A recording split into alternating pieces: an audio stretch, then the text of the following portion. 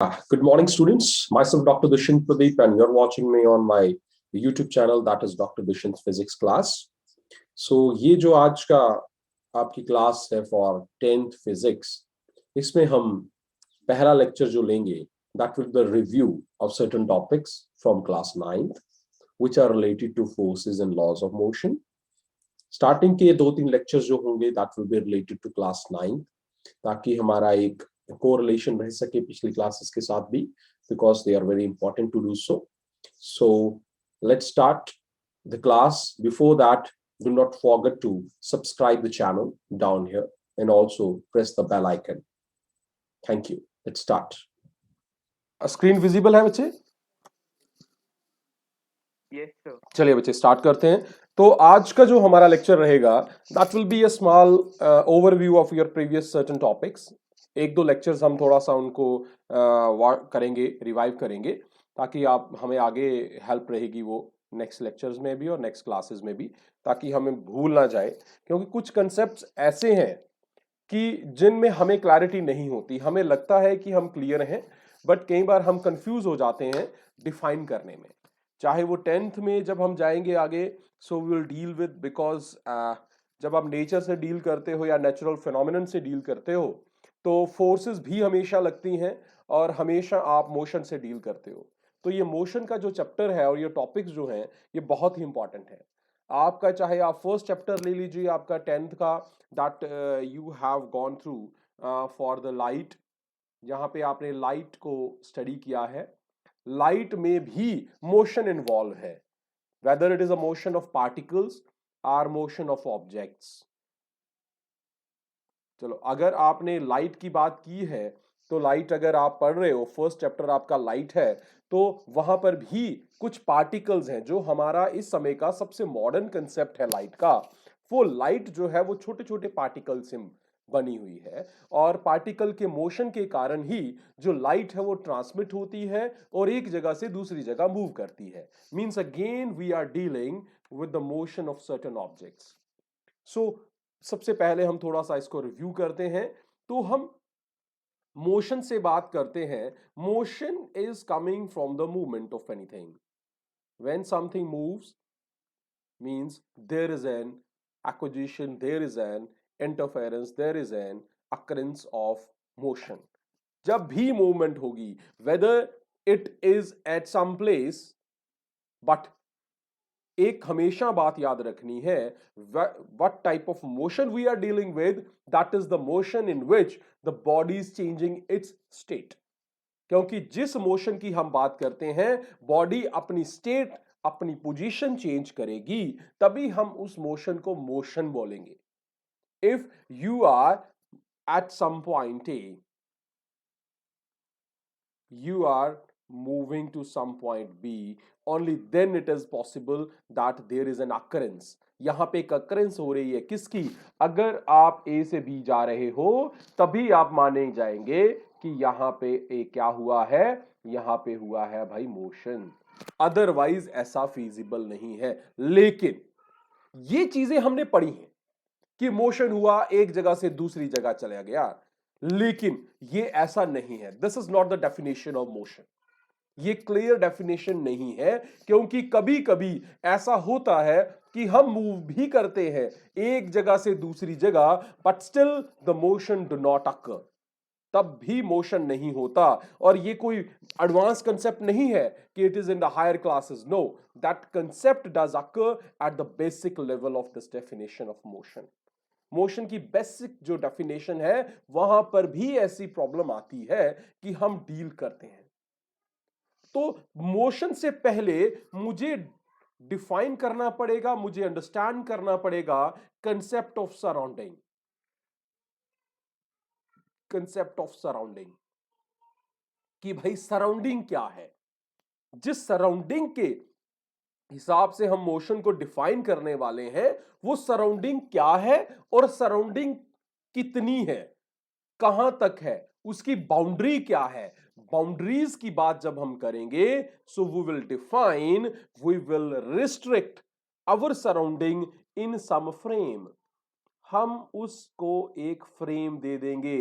Frame जैसे हमारे घर में बाउंड्री वॉल होती है, हम कहते हैं भाई यहां तक मेरा घर है, कहां तक, जहां तक हमने बाउंड्री वॉल बनाई हुई है। तो उसके बाहर अगर जाते हो तो वो मेरा फ्रेम नहीं है, वो मेरी बाउंड्री वॉल नहीं है। तो जब हम सराउंडिंग की बात करते हैं, तो जब हम सराउंडिंग की बात करते हैं, how do we how do we define surrounding? हाँ जी बच्चे, हम सराउंडिंग को कैसे डिफाइन करेंगे? है ना, हमारे आसपास के है। एनीथिंग दैट इज सराउंडिंग अस, है ना, कुछ भी जो हमारे आगे पीछे है हम सिंपली कह देते हैं भाई सराउंडिंग है। बट जब मोशन को डिफाइन करना है, जो हमारे आगे पीछे है लेकिन कहां तक है, किस लिमिट तक है, उस लिमिट को डिफाइन करना पड़ेगा हमें डिफाइन करने के लिए मोशन को। सो वो लिमिट, यहां तक हमने सराउंडिंग को ब्रेक कर दिया, यहां तक हमने सराउंडिंग को रिस्ट्रिक्ट कर दिया है, that is frame, or we say that as frame of reference। ये पॉइंट बहुत ही इंपॉर्टेंट है, it is frame of reference. ये रेफरेंस, रेफरेंस क्या, जिसको मान के आप चल रहे हो, जो आपकी एक क्या है, आपने वहां पे उसको क्या लेके चल दिया है, दैट इज एन आइडियल। कैसे, जैसे आप कहते हो, जैसे आपके मार्क्स आते हैं, how do we get the percentage? Percentage कैसे निकालते हैं बच्चे? जैसे आपके फिजिक्स में, है ना, that is into 100, that is for the case to get it into the percentage, है ना। So what we are doing, if you are having a question paper that is out of 9 out of 10, है ना, तो यहां पे 10 क्या है, ये 10 क्या है, इसे आप उस तरह से मत देखो कि मुझे 10 नंबर का क्वेश्चन आया था या 10 नंबर का टेस्ट आया था, मतलब आप 10 से ज्यादा नहीं ले सकते। हाईएस्ट मार्क्स आप कितने ले सकते हो? 10। और ये हाईएस्ट आप ले सकते हो, मींस मैं आपको 10 दे सकता हूं। ऐसा नहीं है कि 10 है सो तो ऐसा कोई कंडीशन नहीं होती कि भाई 9 से ऊपर दे ही नहीं सकता बंदा, no, means 10 is my reference. आपकी हमेशा कोशिश रहती है कि आप 10 नंबर का पेपर आया है तो 10 के 10 ही अचीव करो, ठीक है। तो अगर मेरे आपके घर के आगे पीछे बाउंड्री वॉल है तो आपकी घर की बाउंड्री उस घर की बाउंड्री वॉल से अंदर नहीं है, वो बाउंड्री भी आपकी घर का ही एक हिस्सा है। तो जब हम फ्रेम की बात करते हैं तो frame itself is a part of surrounding, but beyond that frame the surrounding does not occur, ठीक है। और बच्चे ये फ्रेम जो है ये छोटे से छोटा भी हो सकता है। इस समय मैं एक रूम के अंदर बैठा हूं तो मेरे लिए फ्रेम ऑफ रेफरेंस ये रूम ही है। अगर मैं एक गाड़ी में हूं तो मेरी गाड़ी के अंदर ही मेरा फ्रेम ऑफ रेफरेंस है।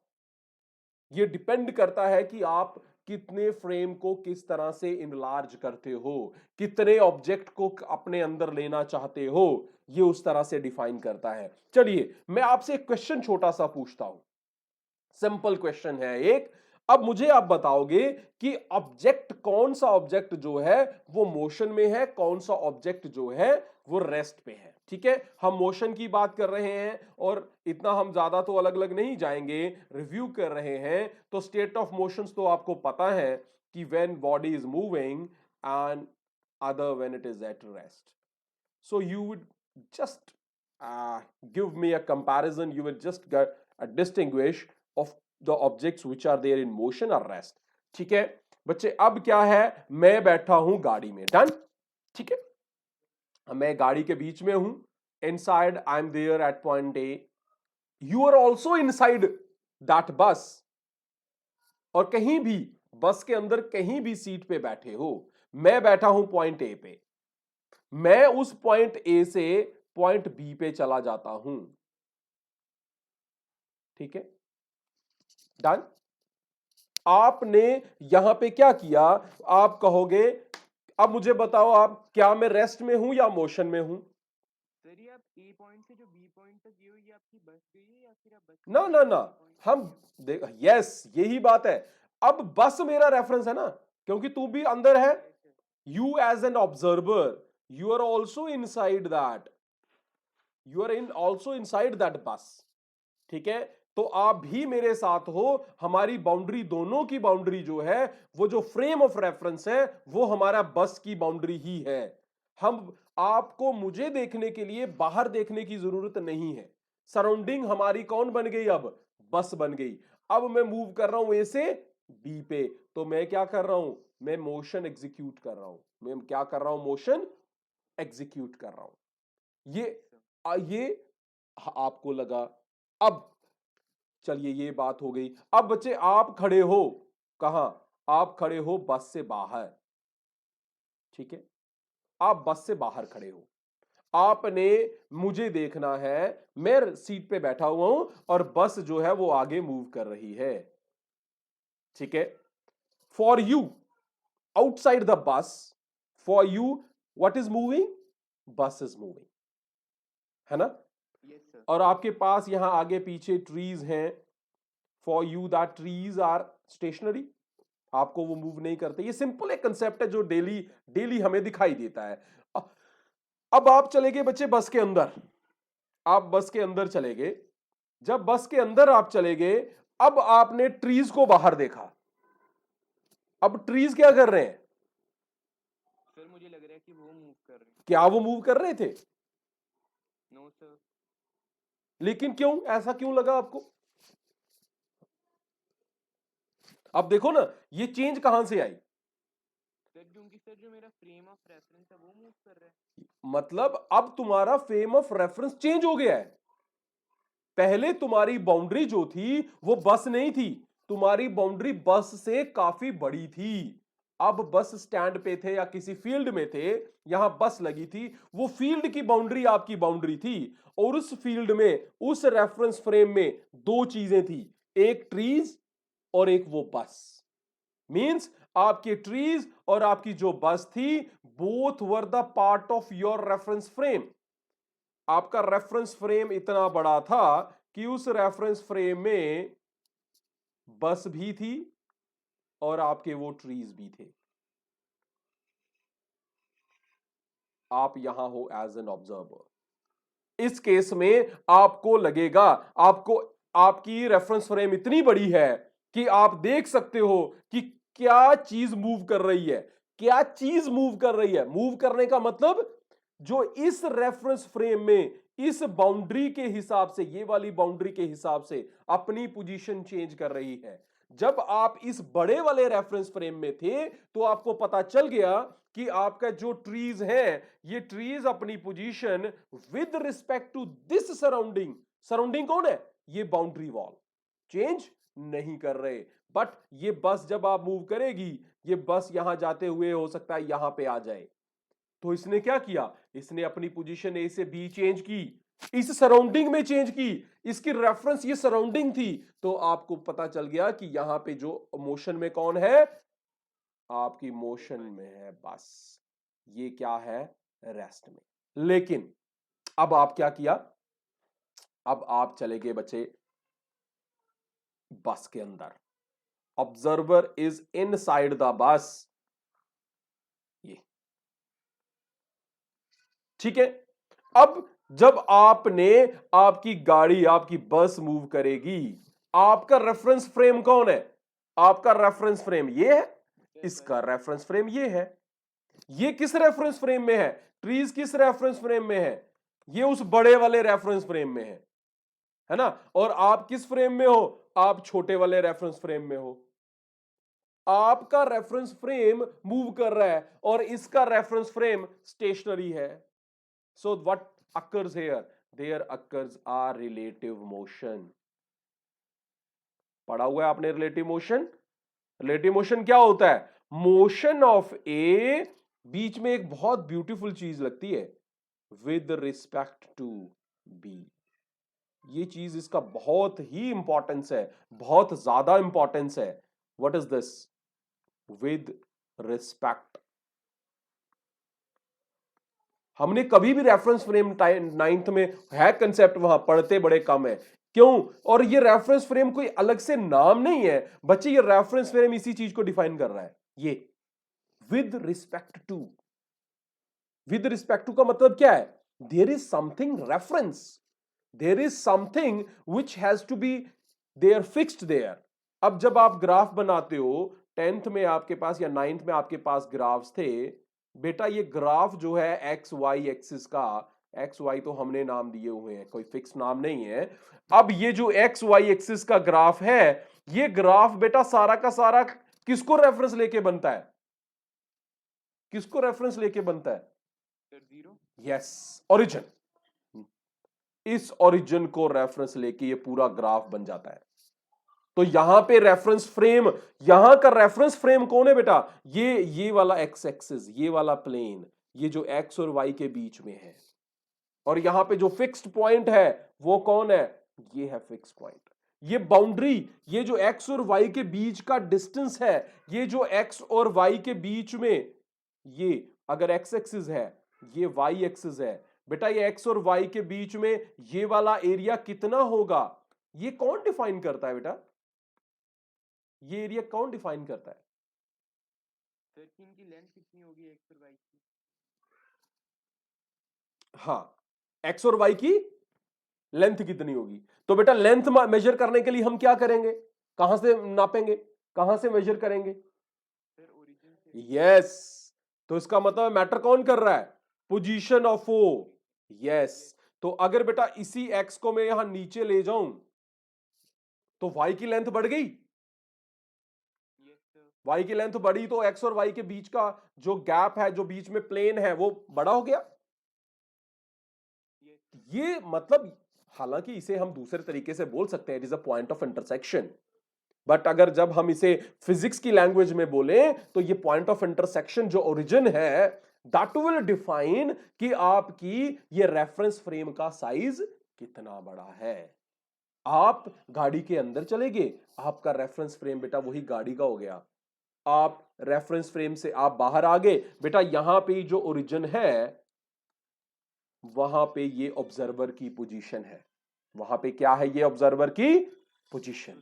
तो मैंने आपको सीधा बताया कि ओरिजिन या पोजीशन ऑफ ऑब्जर्वर जो है वही डिफाइन करेगा कि वहां पे आपने किस सराउंडिंग को, किस चीज को लेके चलना है। तो ये बात समझ आई? तो रेस्ट और मोशन किसका खेल है? Position of observer. Yes, reference point का, रेफरेंस फ्रेम का, या सिंपली कह सकते हो position of observer in that reference frame. ठीक है? अब बेटा रेफरेंस फ्रेम की जब हम बात करते हैं, ये थोड़ा आगे का कंसेप्ट है, बस आपके लिए इतना ही बहुत था। जब रेफरेंस फ्रेम की बात करते हैं बेटा, तो सबसे बड़ा जो रेफरेंस फ्रेम है वो हमारे लिए कौन है? अर्थ है। ठीक है? और बच्चे अर्थ जो है वो न्यूटन के सारे लॉ फॉलो करती है, तो हम इसे इनर्शियल फ्रेम भी कहते हैं। क्या कहते हैं इसे? इनर्शियल। Sir inertial frame. हाँ, इसका नाम है। या ये न्यूटन के लॉ फॉलो करती है तो इसे कहते हैं न्यूटोनियन फ्रेम ऑफ रेफरेंस।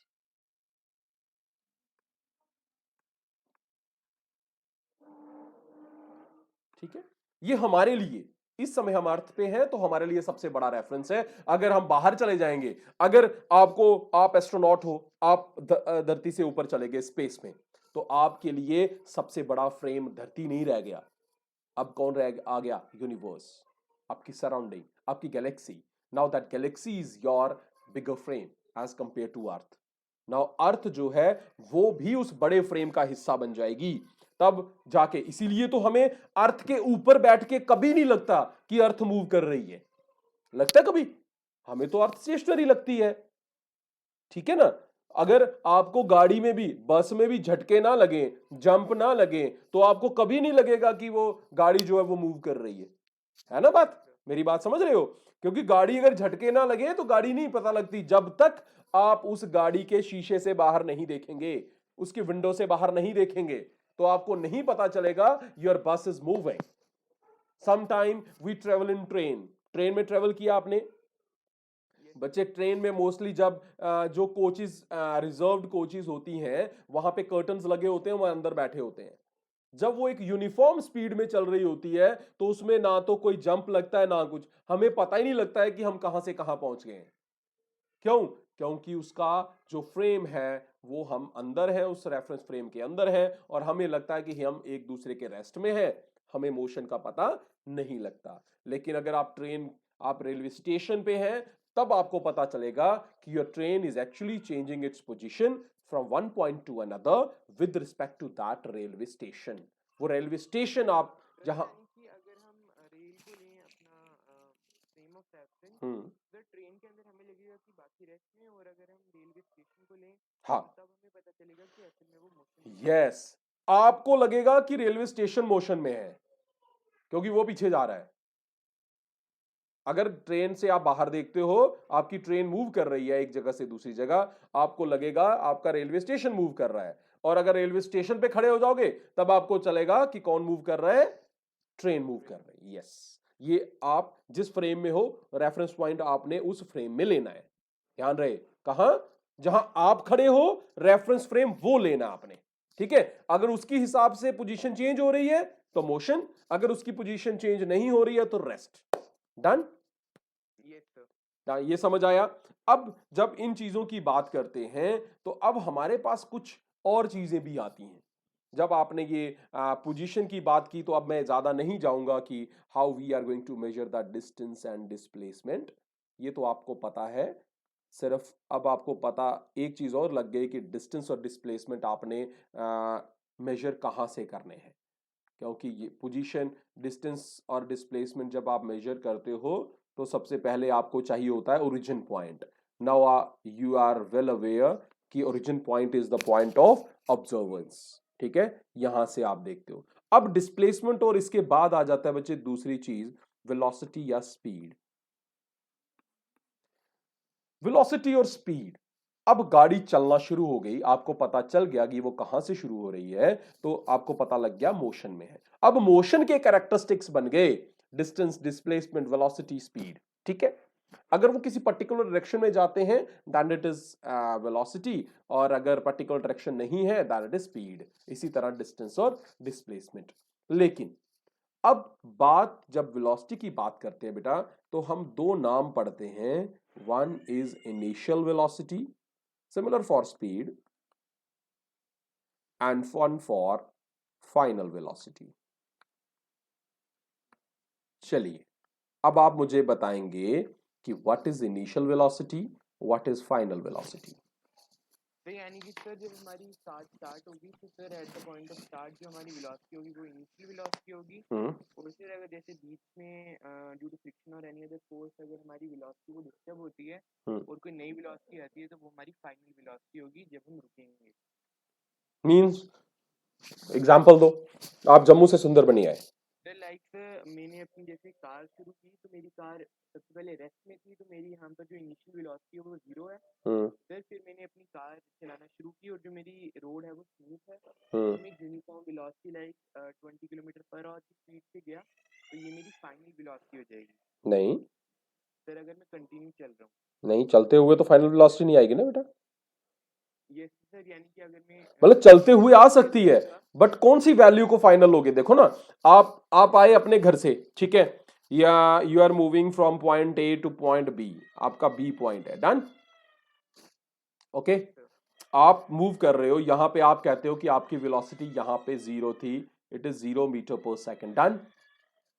फिर आपने बीच में चले गए, ठीक है, बीच में आप कहते हो कि मैं 20 पे पहुंच गया मीटर, या 20 किलोमीटर पर आवर की स्पीड पे आ गए।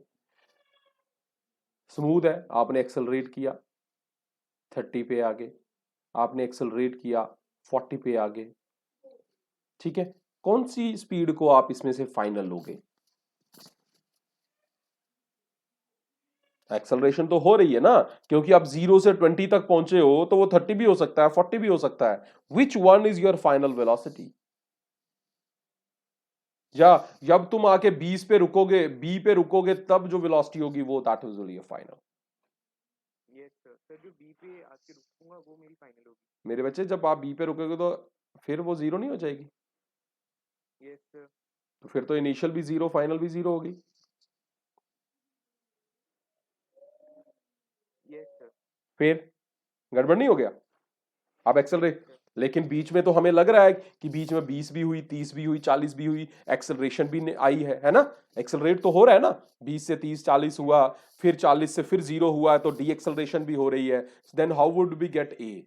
ए हमने पढ़ा हुआ है कि it is v minus u upon t, पढ़ा हुआ है ना? Yes sir. कि change in velocity to the time. So how would you get that? Sir average निकालेंगे इसका, किसका? तो जो हमारे पास वेलोसिटी है। ठीक है, निकालो एवरेज। 40, 30, 20, 90 आ गया, 90/3, 30 आ गया। 30 क्या यस होगा? सर। क्या 30 क्या है अब इसमें? फाइनल है कि इनिशियल है?